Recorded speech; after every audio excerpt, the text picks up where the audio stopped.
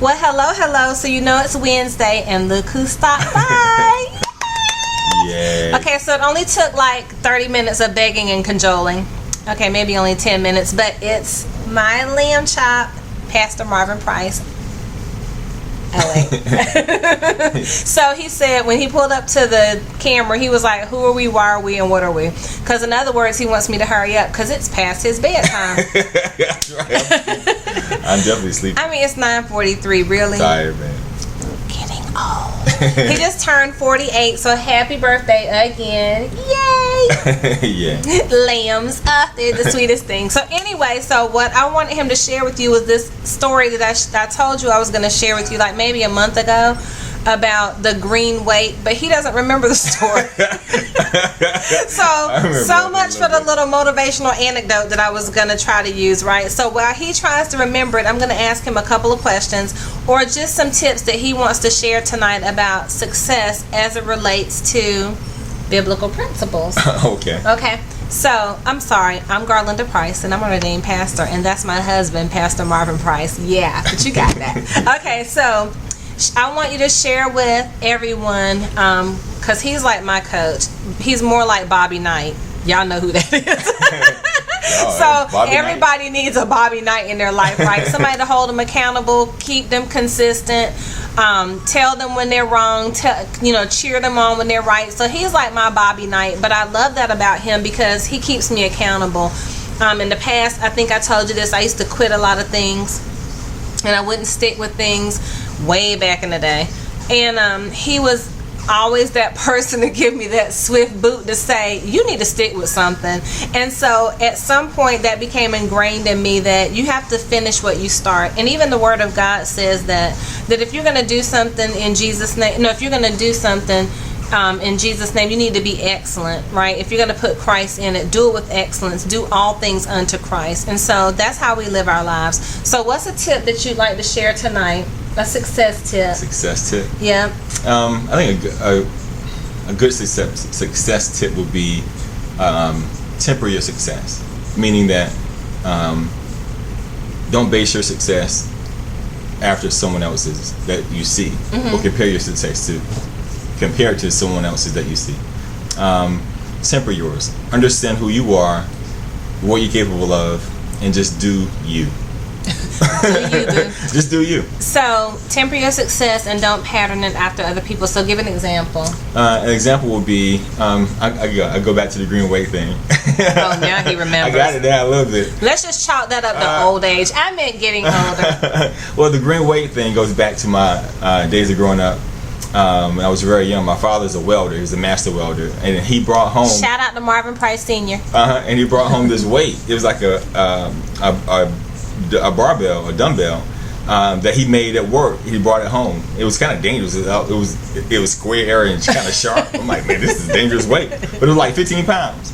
And so growing up, I always wanted to be like this, like a bodybuilder or someone who's in shape and someone. But I didn't have the resources around like weights, and you couldn't go buy weights and all those kind of things. So we had to master. Make do with what you had. Had to master. Our surroundings, meaning that we had to do the best of what we had. And so I would take that green weight, that 15-pound weight, and just do all kinds of exercises, arm, barbell, triceps, biceps, But as I was doing each rep, I would visualize myself being successful in football or in track, or how this is going to help me prepare myself and be a better athlete with that 15-pound. Sorry about that. That's weird. with that 15-pound weight. Oh, do you have to answer that? Sorry about that. The emergency or something. That was kind of weird. With a 15-pound weight. And so I guess going back to the analogy I used way back with my wife about the 15-pound weight was that. Even in college, do the best of what you have. Maximize that 15-pound weight to get you where you want to be in life. So in other words, if all you have is the one thing, use the one thing to get where you're trying to go. Use that one thing to get where you want to go. And so that happened with me. I use that green weight as my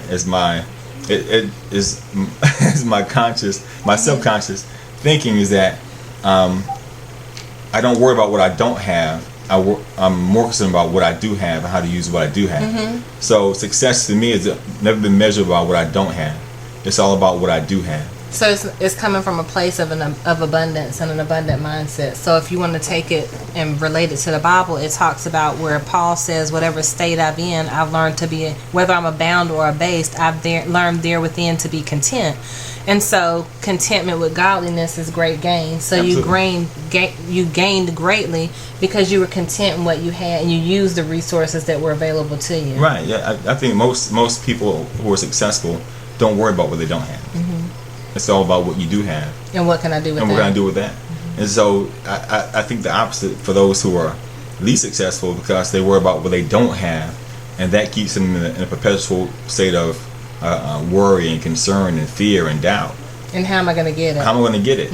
But what you do have is enough. God He's given us each a measure.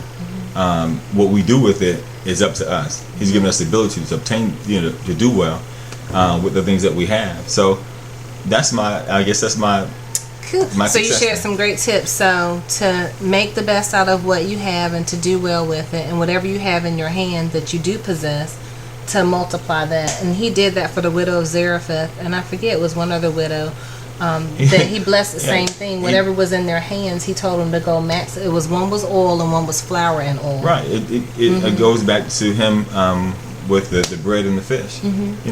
What This do is we all we have? have, right? What do we have?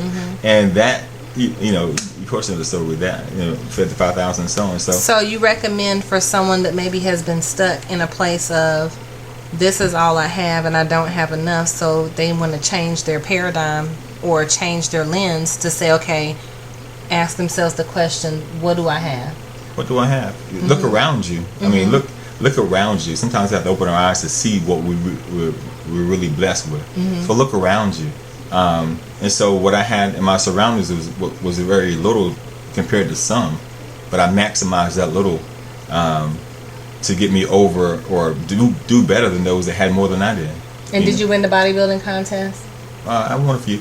Mr. FSU consecutively. I know there's gonna be some remarks about that, right, coming up. but that's just the mentality I had to grow up with, and so I try to instill that in the kids, that maximize what you have. Don't worry about what you don't. That's right. You may not ever get it, but what you do have, you have, and that can lead you to other things and open doors for you. So when you move forward and you said, okay, I'm going to take the green weight and I'm going to build my body with that. It's one other story, and we'll just tell it really quickly. But he tells my son this, and I use Marvin's analogies in business all the time. So when you read my book, when I get it finished, it'll make reference to sports stories that he shared with me because they so greatly relate to business. But one was going the extra mile. So even after track practice, there's nowhere to run because he grew up in the thriving metropolis of Dunn, North Carolina. Shout out to Dunn. Went around the graveyard. And I'm not saying Durham, I'm saying Dunn. That was our track field. So your track field was amongst the dead.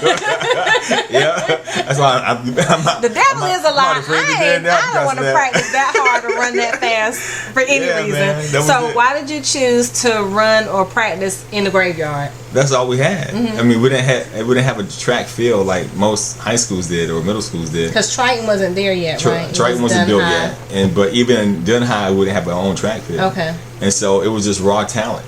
What we had. Raw talent is code for country. No, with no shoes on. But we had raw talent, and we would. I mean, literally ran with our batons with sticks. I mean, we didn't have the resources like other schools did, but we had raw talent, and we had the want to, the desire to maximize what we had. And that's an internal job. It can't be coached. It can't be. That's something that can't be coached. You have to want to. You have to see it for yourself and go get it. And you went to school on a track scholarship.